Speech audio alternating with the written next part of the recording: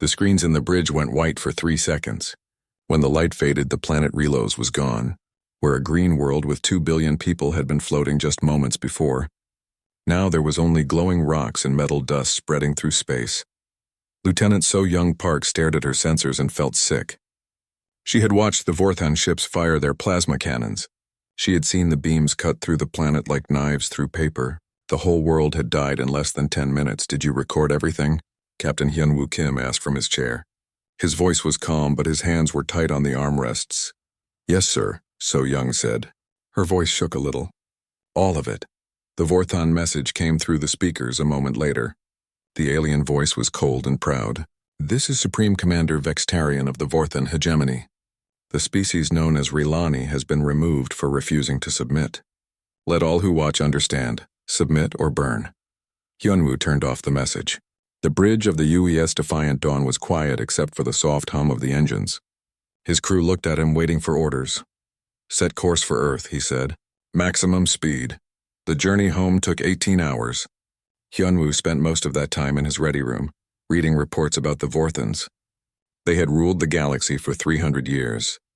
Their ships were huge, some of them 5 kilometers long. Their weapons could destroy planets. No one had ever beaten them in a real fight. When they reached Earth, Admiral Taemin Lee was waiting for him at Fleet Command. The old man looked tired. Gray hair, deep lines around his eyes, shoulders that carried the weight of humanity's fate.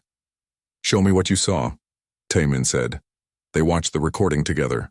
Taemin's face got harder with each passing second. When it ended, he was quiet for a long time.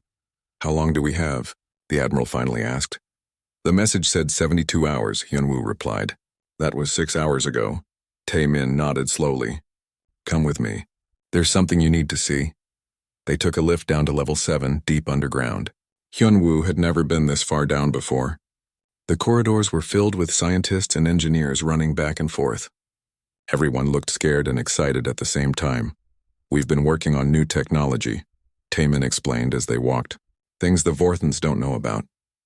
They stopped at a window that looked into a huge lab. Inside, Dr. Yoo-Jin Han was working on something that looked like a metal sphere covered in blue lights. She was young for a chief engineer, maybe 35, with short black hair and glasses that kept sliding down her nose. That's our new shield system, Taemin said. It phases in and out of normal space. Weapons pass right through it. Does it work? Hyunwoo asked. We don't know yet. We've only tested it with small objects, never on a real ship in a real battle. They kept walking. The next lab had Dr. Mi Kyung Choi working on torpedoes. She was older than Yoo-Jin, maybe 50, with gray streaks in her hair and hands that moved like a surgeon's. The weapons she was building looked different from normal torpedoes. They had organic curves and surfaces that seemed to shimmer. Quantum torpedoes, Taemin said. They can change direction in flight. Follow targets, even go around shields if we tune them right. How many ships do we have? Hyunwoo asked. The Admiral's face got darker.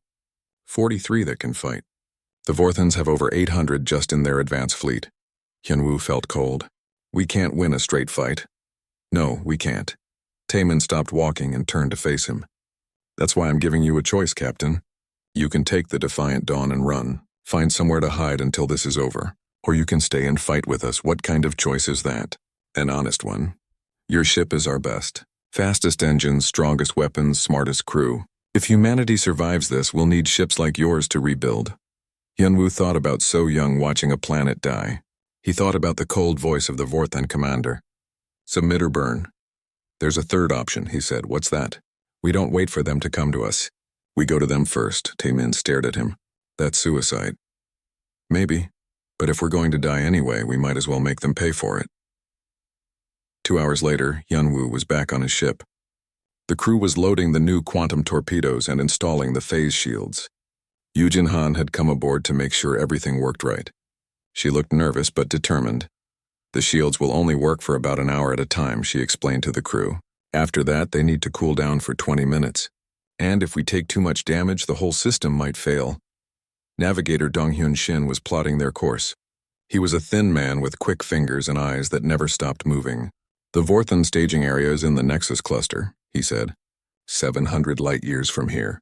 We can get there in 36 hours. Communications officer Hyewan Jin was monitoring enemy signals. She was young, maybe 25, with long black hair she kept in a tight braid. "I'm picking up more Vorthan ships every hour," she reported. "They're gathering for the attack on Earth." "How many?" Hyunwoo asked. "At least 300 so far, maybe more." Chief Medical Officer Yoonji Kang was checking the crew's health records. She was worried about how they would handle the stress of what they were about to do. "Some of the crew are showing signs of anxiety," she told Hyunwoo privately. "This is going to be hard on everyone. Will they hold together?" "They're good people, Captain. They'll do their duty." As the Defiant Dawn left Earth's orbit, Hyunwoo stood on the bridge and watched his homeworld get smaller. Blue oceans, white clouds, 7 billion people who were depending on him and his crew. "Jump to hyperspace when ready," he ordered. The stars stretched into lines, and they were gone. 36 hours later, they dropped back into normal space at the edge of the Nexus cluster. What they saw made everyone on the bridge catch their breath. Hundreds of Vorthan ships filled the space between the stars. Each one was bigger than Earth's largest city. Their dark hulls reflected no light, like holes cut out of space itself. "My God," So Young whispered. Before anyone could answer, the enemy ships turned toward them. Weapons powered up. The largest ship, bigger than all the others, sent a message. "Unknown vessel, you have entered Vorthan space. Surrender immediately or be destroyed." Hyunwoo looked at his crew. They looked back at him. Everyone knew this might be their last few minutes alive. "Send a reply," he said to Haiwan. "What should I tell them, sir?" Hyunwoo smiled, but it wasn't a happy smile. It was the smile of a man who had nothing left to lose. "Tell them we're humans, and we don't surrender." The Vorthan ships opened fire. Dozens of plasma beams cut through space where the Defiant Dawn had been just a second before.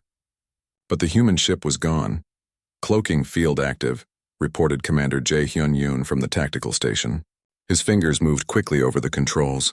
"All systems are phased. We're invisible to their sensors." Captain Hyunwoo felt the ship vibrate around him as the new technology kicked in. Through the view screen, he could see the Vorthan ships spinning in confusion. Their weapons fired at empty space trying to hit a target they couldn't see. "Status report," he ordered quietly. "Shields are holding," Yujin Han said from the engineering station. "But the power drain is enormous. We have maybe 50 minutes before we have to shut down and recharge." So Young Park watched her sensor displays. The Vorthan ships were spreading out, searching for them. "6 patrol ships are moving toward our position," she said. "They're scanning everything."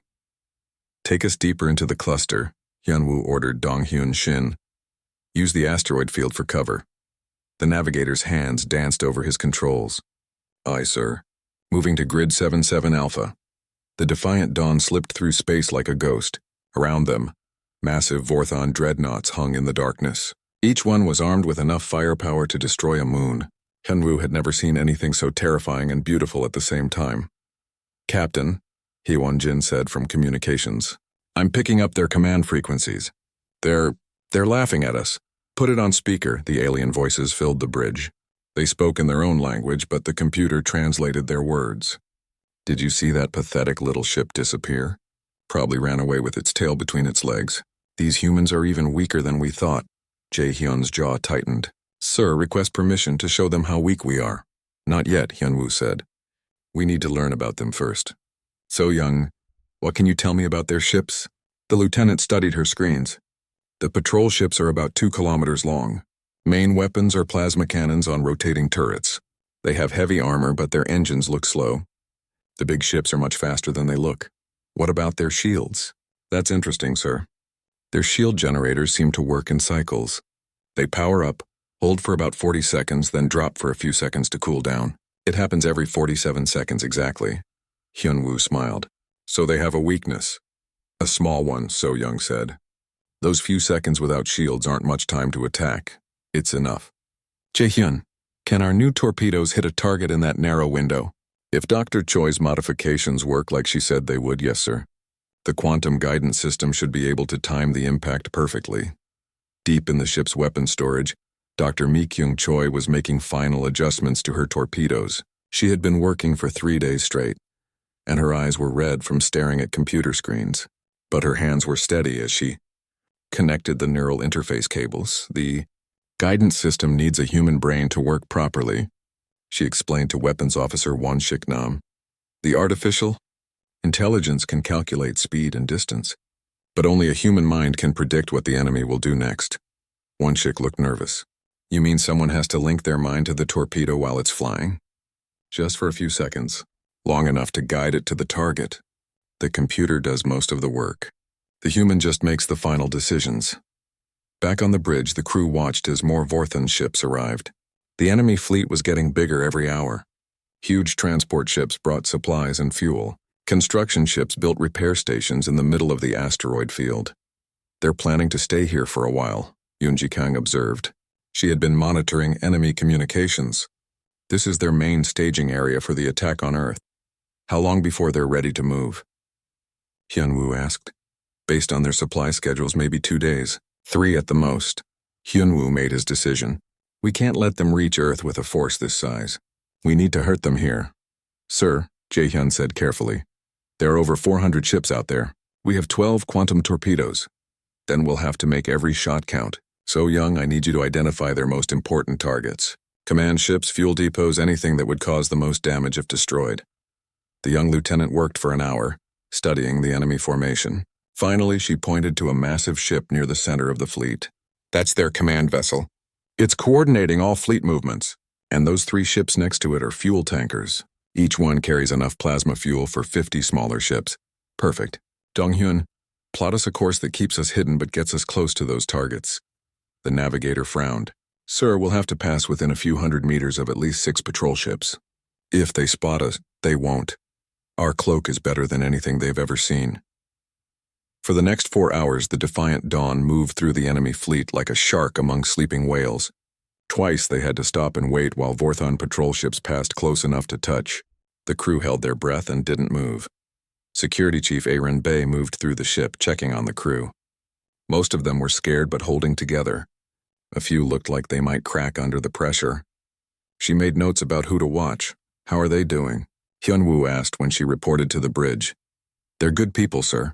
A little scared, but who wouldn't be? They trust you to get them through this. I hope their trust isn't misplaced.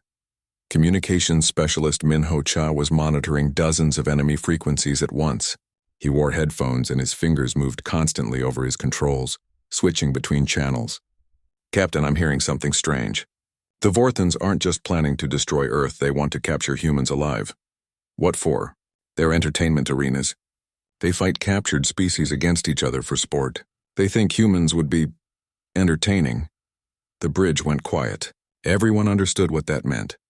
Earth wouldn't just be destroyed. Its people would be slaves forced to fight and die for alien amusement. Sir, So Young said suddenly, we're in position. The command ship is 3,000 meters directly ahead. The fuel tankers are arranged in a triangle around it. Jae-hyun, are the torpedoes ready? Yes, sir. Dr. Choi has programmed 4 of them with the neural guidance system. 1 ship is ready to link with them. Good. Here's what we're going to do. We'll fire all 4 torpedoes at once. Target the command ship and all 3 fuel tankers. The explosions should cause enough chaos for us to escape before they figure out where we are. Sir, Yu Jin Han said from engineering. Our cloak is already at 60% power. If we fire weapons while cloaked, the energy drain might overload the whole system. How long would we be visible? Maybe 30 seconds. Maybe more if something goes wrong. Hyunwoo looked around his bridge. His crew looked back at him, waiting for orders. They all knew this was probably a suicide mission, but they also knew that Earth was depending on them. So Young, confirm the enemy shield cycles one more time. The lieutenant watched her screens. Shield drop in 15 seconds, 10, 5, now. Fire all torpedoes. The Defiant Dawn shuddered as 4 quantum torpedoes launched from her tubes. On the main screen, Hyunwoo could see them racing toward their targets like silver arrows. Wonchik Nam had his eyes closed, his mind linked to the weapons guidance systems. Come on, the weapons officer whispered. Come on, find your targets. The first torpedo hit the command ship just as its shields came back up. But the quantum warhead passed through the shield like it wasn't there, and exploded deep inside the enemy vessel. The massive ship broke in half, spilling atmosphere and debris into space. The second and third torpedoes found the fuel tankers. The explosions were enormous, lighting up the entire asteroid field like miniature suns. The shockwaves hit nearby ships and sent them spinning out of control. The fourth torpedo missed its target by just a few meters, but the explosion was still close enough to cripple another fuel ship. Direct hits, So Young reported. The command ship is destroyed. 2 fuel tankers are gone, 1 is heavily damaged, but their success came with a price. The weapons fire had overloaded the cloaking system. Alarms rang throughout the ship as the defiant dawn became visible again. Cloak is down, Yujin reported. We need 20 minutes to restart the system. Around them, the entire Vorthon fleet was waking up. Hundreds of ships turned toward the defiant dawn. Weapons powered up, the space around them filled with angry alien voices. All ships destroy the human vessel. Do not let it escape. Hyunwoo gripped the arms of his captain's chair. Donghyun, get us out of here. Maximum speed. The defiant dawn leaped forward just as the first enemy plasma beams cut through the space where they had been. The hunt was on. The defiant dawn raced through the asteroid field with 50 Vorthon ships chasing behind them. Plasma beams lit up the darkness, turning rocks into glowing vapor. Captain Hyunwoo held onto his chair as the ship twisted and turned between the floating mountains of stone and metal. Shields at 40%, Yu Jinhan reported from engineering. Her voice was calm, but her hands moved quickly over her controls. We can't take many more hits like that. Navigator Donghyun Shin threw the ship into a sharp turn around a massive asteroid. The pursuing Vorthon ships were bigger and more powerful, but they couldn't match the defiant dawn's speed and agility. I'm taking us deeper into the field, he said. Maybe we can lose them in the debris. Sir? So Young Park called from her sensor station. I'm reading something strange. This isn't just an asteroid field. There are ship hulls mixed in with the rocks, old ones, very old. Hyunwoo looked at the main screen. Between the floating rocks, he could see the broken remains of ancient spacecraft. Some looked familiar, like human designs but older. Others were completely alien, with strange curves and angles that hurt to look at. This is a graveyard, he said quietly. A battlefield from long ago.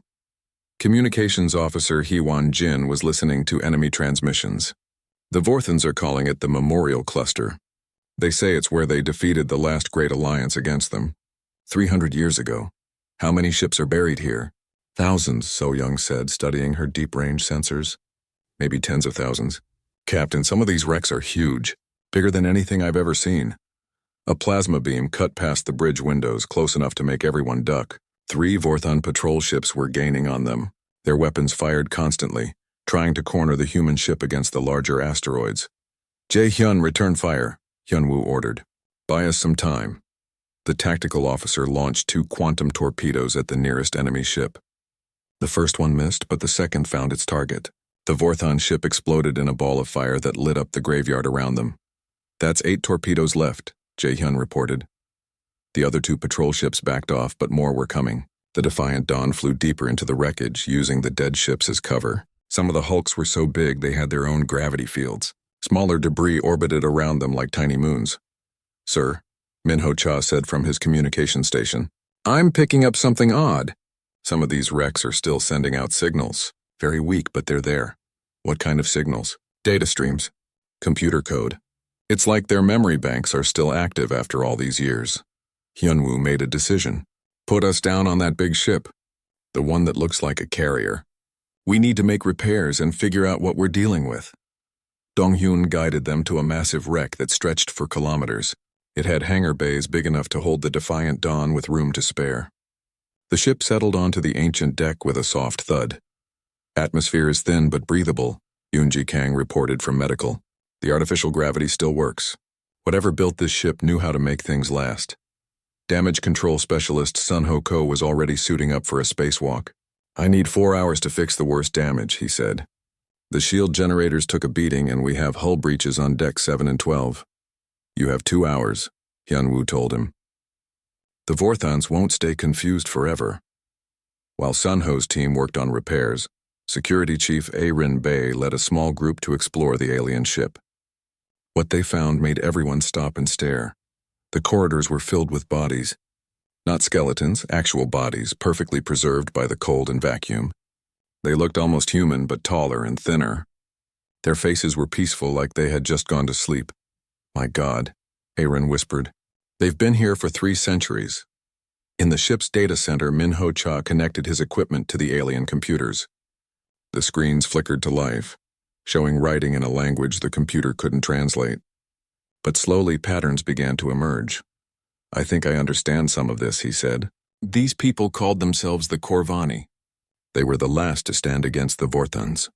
They had hundreds of allied species fighting with them. What happened? Hyunwoo asked. The Vorthons surrounded them here and destroyed the entire fleet. Every ship, every species, every hope of resistance. After this battle, the galaxy gave up fighting. Dr. Meek-young Choi was studying the alien weapons technology. Captain, you need to see this. Their torpedo guidance systems are incredibly advanced. They were using neural interfaces just like ours, but their version is much more sophisticated.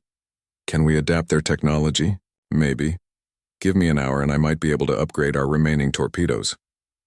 While the crew worked, Hyunwoo stood on the bridge of the dead ship and looked out at the graveyard around them. Thousands of ships from dozens of different species all destroyed because they dared to fight for freedom. Sir, Haiwan called from her mobile communication unit. I'm intercepting Vorthon transmissions. They're bringing up their heavy hunters. Elite ships with experienced crews.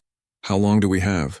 Maybe 30 minutes before they find us. Sun Ho Ko came over the intercom. Captain, repairs are complete. We're not perfect, but we can fight. Dr. Choi had finished her work on the torpedoes. I've upgraded 6 of our remaining weapons with Corvani technology. They should be much more accurate now, and they can penetrate deeper into enemy ships before exploding. Good work, everyone. Now we have a choice. We can try to run and maybe escape with our lives, or we can finish what we came here to do. Jae Hyun-yoon looked up from his tactical station. What did you have in mind, sir? The Vorthons are gathering their entire invasion fleet in this cluster. Ships' fuel supplies, command centers. If we could destroy their main fuel depot, it would delay their attack on Earth for weeks, maybe months. Where is it? So Young asked. According to the data Minho pulled from their communications, it's in the center of the cluster, a massive station built into one of the larger asteroids. It's heavily defended, but if we could get close... Sir, Dong-hyun said quietly, getting close won't be the problem. Getting away afterward will be, Hyunwoo nodded. I know, but if Earth falls, there won't be anywhere to run to anyway. The crew looked at each other. They all knew what he was asking. This would be a one-way mission, but they also knew that millions of lives depended on them. I'm with you, Captain, Aaron said. Me too, added Sunho. One by one, the entire crew agreed. They would make their stand here in this graveyard of heroes, surrounded by the ghosts of those who had fought and died for the same cause 3 centuries before. Then let's go wake up some ancient friends, Hyunwoo said. Minho, can you access the weapon systems on these dead ships? Some of them, sir. The power cores are still active on about 30 vessels. Their weapons won't fire, but their computers still work. Perfect. Here's what we're going to do. We're going to turn this entire graveyard into a trap. As the Defiant Dawn lifted off from the alien carrier, the crew began implementing their desperate plan. Using the communication systems on the dead ships, they created dozens of false signals. To Vorthon's sensors, it would look like the human ship was everywhere and nowhere at once. The ancient hulks began broadcasting old battle recordings, making it seem like ghost fleets were awakening from their long sleep. Targeting computers came online, painting Vorthon ships with sensor locks even though the weapons were long dead. In the distance, the first Vorthon hunter ships appeared. They were sleek and deadly, designed for tracking down and destroying single targets. But they had never faced anything like this. A graveyard that fought back. Sir, So Young reported, I count 12 hunter ships approaching. They're spreading out to search the entire field. Good, let them come. Jaehyun, are the quantum torpedoes ready? All 6 upgraded weapons are loaded and ready. Sir. Then let's show these Vorthons what happens when they disturb the dead. The Defiant Dawn vanished back into the graveyard, leaving behind false signals and ghost echoes. The hunt was about to begin, but this time the hunters would become the hunted. The neural link felt like ice water in Captain Hyunwoo Kim's veins. He lay on the medical table with cables connected to his skull, feeling the quantum torpedo's guidance system merge with his thoughts. Dr. Meek-young Choi's worried face looked down at him. Remember, sir, once you're linked, you'll experience everything the torpedo experiences. The acceleration, the targeting, the final moments. Are you sure about this? Hyunwoo nodded. How are the others? In the next room, Commander Jae Hyun-yoon was connecting to his torpedo's neural interface. His hands shook a little, but his voice was steady. Ready when you are, Captain. Weapons Officer Won-shik Nam had already linked with his torpedo. His eyes were closed and he was breathing slowly and carefully. Systems are green, sir. I can feel the weapons guidance computer. It's like having another brain in your head. On the bridge, the crew watched as the massive Vorthon fleet approached. The flagship was so big it blocked out the stars behind it. Its weapons were already charging, preparing to destroy what was left of the defiant dawn. "Sir," So Young Park reported, "I'm reading energy signatures from Earth. Admiral Lee's fleet just dropped out of hyperspace. They're moving to intercept the main Vorthon force." The tactical display showed 41 small dots facing off against hundreds of red symbols. It looked like ants trying to fight tigers. "Communications from Admiral Lee," Iwan Jin announced. "He's requesting our status." "Tell him we're about to end this war," Hyunwoo said through the neural link. His voice sounded strange, like it was coming from inside the torpedo itself. Supreme Commander Vextarian stood on the bridge of his massive flagship and watched the tiny human vessel approach. He had been fighting wars for 2 centuries, and he had never seen anything so foolish. One small ship against his entire fleet. "Let them come closer," he told his weapons officer. "I want to destroy them personally." "Make it slow. Let the galaxy see what happens to those who oppose the hegemony." The alien commander didn't know that his ship was already doomed. 3 quantum torpedoes sat in the Defiant Dawn's launch tubes, each one guided by a human mind that had already accepted death. "Launch when ready," Hyunwoo ordered. The first torpedo erupted from the ship with Jae-hyun's consciousness inside it. He felt the incredible acceleration as the weapon shot toward the nearest Vorthon dreadnought. The enemy's point defense systems opened fire, but Jae-hyun could sense their targeting patterns and guide his torpedo around them. "Direct hit on target 1, So Young reported. "Dreadnought is breaking apart." The second torpedo launched with Won-shik Nam's mind guiding it toward another massive enemy ship. He could feel the weapon's quantum warhead charging up, preparing to tear space itself apart when it hit. The Vorthon ship tried to turn away, but Won-shik adjusted course and struck it right in the engine core. "Target 2 destroyed," Tactical Officer Arin Bay announced. She had taken over Jae-hyun's station when he linked with his torpedo. Now it was Hyunwoo's turn. He felt his consciousness transfer into the third torpedo as it launched. The world became a tunnel of light and sensation. He could sense the Vorthon flagship ahead of him, huge and dark and confident. But he could also sense something else. The neural link was picking up signals from the ancient graveyard around them. The dead ships were responding to something. Their computers were waking up, powered by energy patterns they hadn't felt in 3 centuries. "Captain," Dr. Choi's voice reached him through the link. "Something's happening to the alien wrecks. They're powering up." All across the memorial cluster, ancient ships began to glow. Power cores that had been sleeping for 300 years suddenly came back to life. Weapon systems that had been destroyed long ago started rebuilding themselves using nanotechnology the galaxy had forgotten. The Corvani had built their ships to last. More than that, they had built them to remember. Supreme Commander Vexitarian watched in disbelief as the graveyard came alive around his fleet. Ships that his ancestors had destroyed were rising from the dead, their weapons charging, their engines burning with ghostly fire. "How is this possible?"